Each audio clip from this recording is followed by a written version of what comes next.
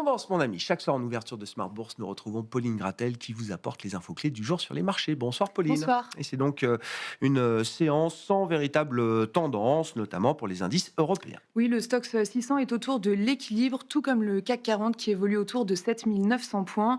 Aux États-Unis, les indices ouvrent en hausse de près de 1% pour le Nasdaq. Nasdaq soutenu notamment par le titre Electronic Arts qui fait la une de l'actualité et qui va devenir une société privée, c'est-à-dire une société non cotée. Oui, c'est un rachat record à 55 milliards de dollars. Le fonds californien Silver Lake et le fonds public d'investissement saoudien vont racheter Electronic Arts. Il s'agira du LBO le plus important de toute l'histoire. Le titre ouvre en hausse de 5%. Et puis je le disais en titre, les investisseurs sont attentifs également au risque récurrent de shutdown aux États-Unis. C'est la période pour s'intéresser à nouveau à ce risque. Oui, Donald Trump doit convaincre les chefs du Congrès afin de trouver un accord sur le budget avant demain soir pour éviter une paralysie de l'État fédéral. Si les administrations ferment, cela décalerait notamment la publication du rapport officiel du département du travail américain sur l'emploi attendu vendredi. Quel est l'état des lieux qu'on peut dresser des marchés obligataires en ce début de semaine, Pauline? Le rendement américain à 10 ans évolue autour de 4,15%. Le rendement à 2 ans s'établit supérieur à 3,60%.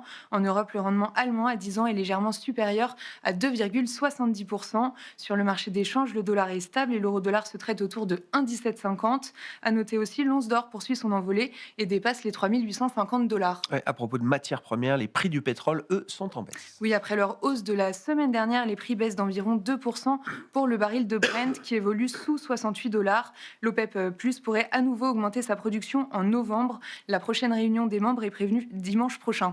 Et puis un mot du titre Total Énergie qui ne fait plus grand-chose depuis des mois maintenant, qui sous-performe même l'indice parisien, le CAC 40 depuis un an maintenant. Le titre Total Énergie est en baisse également aujourd'hui. Oui, c'est la journée investisseur de Total Energy à New York et le titre cède 1%.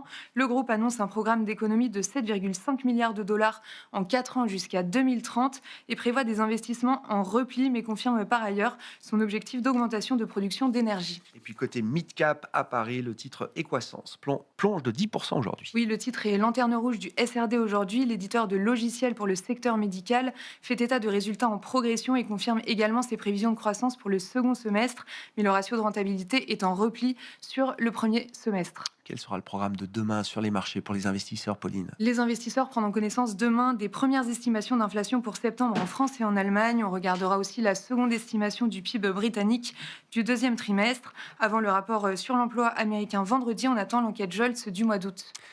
Tendance, mon ami, chaque soir en ouverture de Smart Bourse, Pauline Gratel vous apporte les infos clés du jour sur les marchés.